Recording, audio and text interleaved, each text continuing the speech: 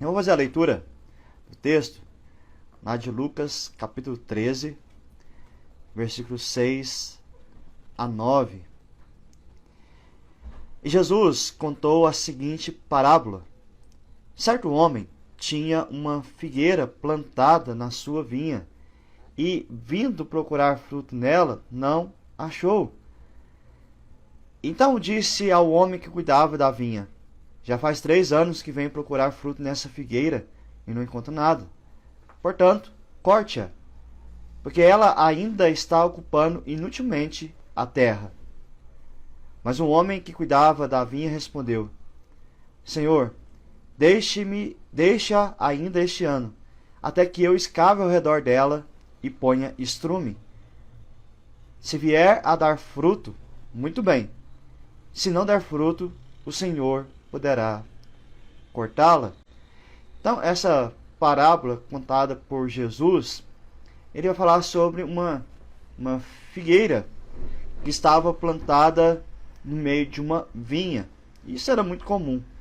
Geralmente, junto com a plantação de uvas, também se plantava os figos, né? Então, no caso aqui, essa figueira foi plantada naquele terreno também. E aqui diz que o homem foi procurar fruto na figueira. Isso já havia 3 anos que ele estava procurando ver se aquela figueira havia produzido algum fruto.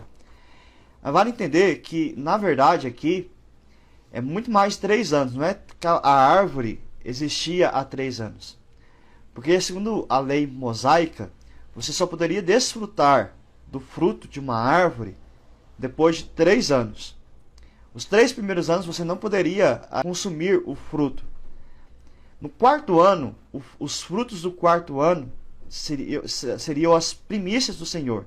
Então aqueles frutos eram dedicados ao Senhor. E aí sim, a partir do 5º ano, é que você poderia colher e desfrutar dos frutos. Então, o que está sendo dito aqui, que é no 5º ano, no 6º ano, no 7º ano de vida daquela árvore, não havia produzido fruto algum. A figueira se apresentou estéril naquele momento. E essa condição simbolizava prejuízo, porque ela estava ocupando um espaço importante aqui. Ele vai dizer, ela vai continuar aqui ocupando de forma inútil essa parte importante do terreno. Além disso, a árvore plantada ali, ela consumia a umidade da terra, os nutrientes que serviriam para a videira. Mostra aqui que a paciência do proprietário tinha chegado ao fim. Ele olhou 1 ano, 2 anos, 3 anos, e aí já não quis mais saber dessa figueira. E aí ele pediu para o responsável do terreno, que cuidava do terreno, cuidava das videiras e da figueira, que ele cortasse aquela árvore. Mas esse homem aqui, ele demonstrou um pouco mais de paciência. Ele pediu mais 1 ano. Senhor, espere mais 1 ano. Vamos ver se essa árvore pode dar fruto. Eu vou tentar cuidar melhor dela. Eu vou escavar ao redor. Vou botar nutrientes necessários para ela. Vamos ver. É o que ele vai dizer aqui. Versículo 8. Mas o homem que cuidava da vinha respondeu: Senhor, deixa aqui este ano, até que eu escave ao redor dela e ponha estrume. Esse aqui é o contexto, é a história que Jesus conta, né? Mas a gente tem que entender algumas coisas. Por que Jesus usa essa imagem da figueira? A figueira, ela tinha um símbolo importante em Israel, porque ela simbolizava prosperidade concedida por Deus. Estar debaixo das sombras de uma figueira era sinônimo de bênção dada pelo Senhor.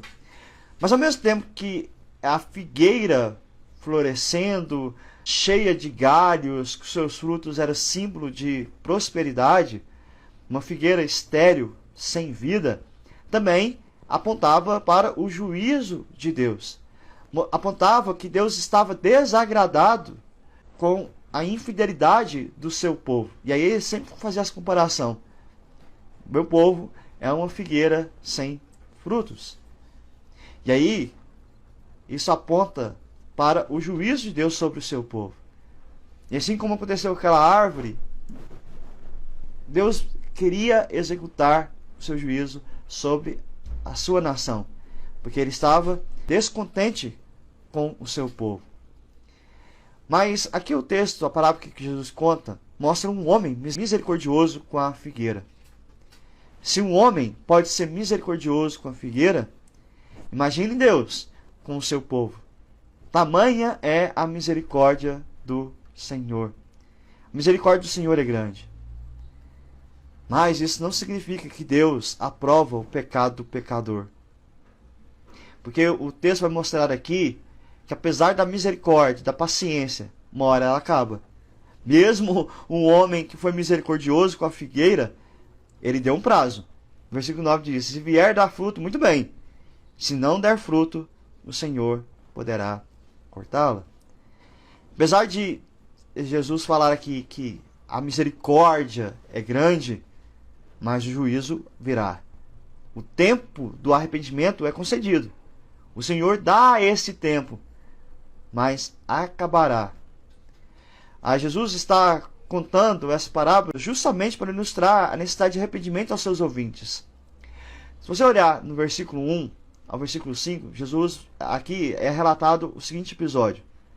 Naquela mesma ocasião, estavam ali algumas pessoas que falaram para Jesus a respeito dos galileus, cujo sangue Pilatos havia misturado com os sacrifícios que os mesmos realizavam. O relato de Lucas aqui dá a entender que alguns galileus peregrinaram até Jerusalém para oferecerem sacrifícios no templo. Mas não se sabe por quê, talvez porque era um grupo radical contra o governo romano. Lucas não descreve muito bem a razão desse acontecimento. Essas pessoas foram assassinadas por ordem de Pilatos. E aí, Jesus lhe disse: vocês pensam que esses galileus eram mais pecadores do que os outros galileus por terem padecido estas coisas? Porque havia um entendimento que aqueles homens mereceram morrer porque eram grandes pecadores. Naquela ocasião era a justiça, o castigo de Deus sobre os galileus que estavam ali em Jerusalém. E Jesus vai dizer: olha, vocês estão interpretando errado esses acontecimentos.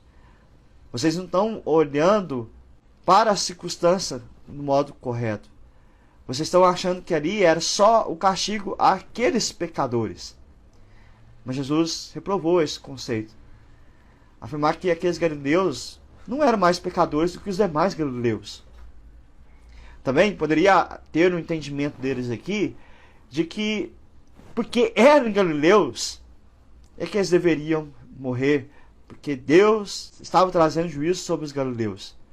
Porque havia esse menosprezo pela região da Galileia, né?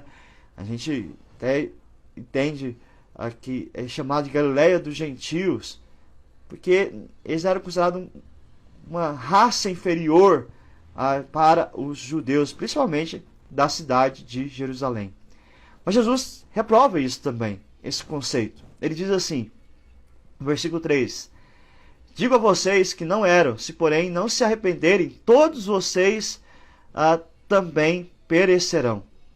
Então ele já começa a apontar para a necessidade de arrependimento.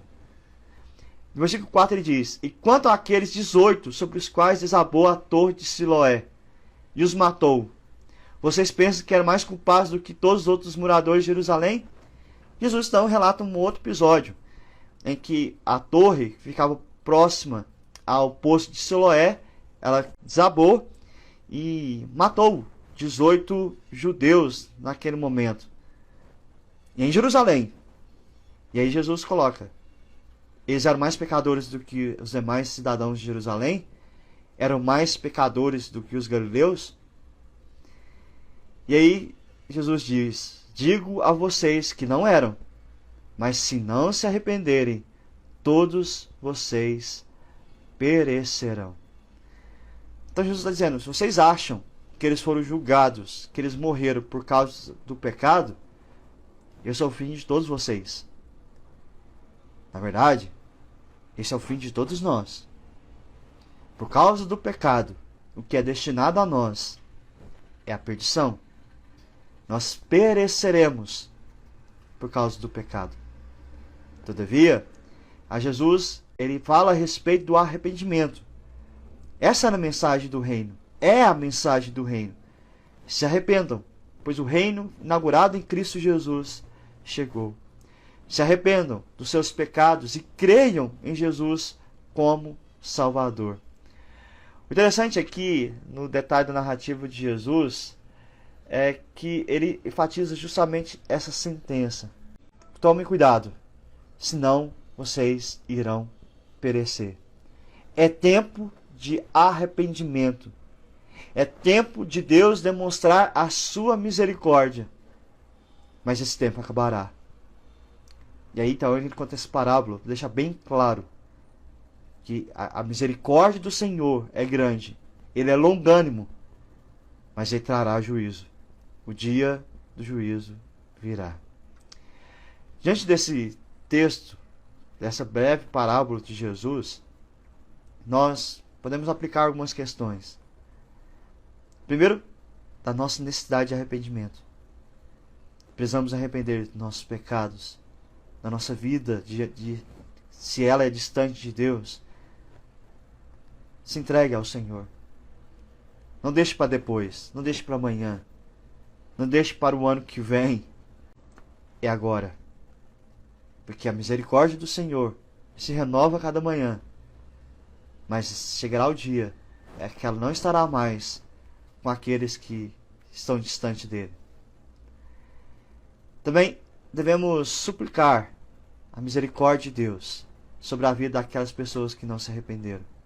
Assim como aquele homem diante de seu Senhor suplicou pela figueira, quanto mais nós não devemos também suplicar pelos pecadores que estão perdidos nesse mundo afora. Quantas vezes você tem orado por alguém que é descrente, seja da sua família, seja um amigo, seja um conhecido? Cabe a nós intercedermos, orarmos, clamarmos ao Senhor, para que o Senhor seja misericordioso com elas e que elas venham encontrar o verdadeiro arrependimento.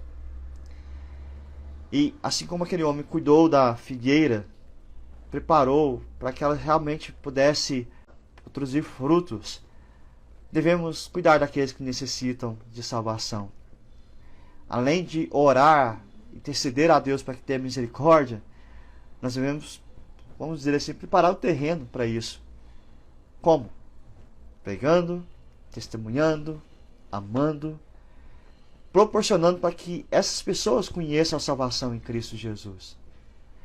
Proporcionando que elas, de fato, possam ter uma vida de arrependimento.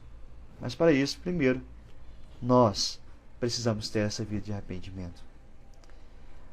Que essa palavra do Senhor aplique ao meu coração e ao seu coração. Uma parábola tão simples que Jesus contou, mas que traz uma verdade que nós não podemos adiar para amanhã. Devemos vivenciá-la agora e hoje. Amém? Fiquem na paz e até mais.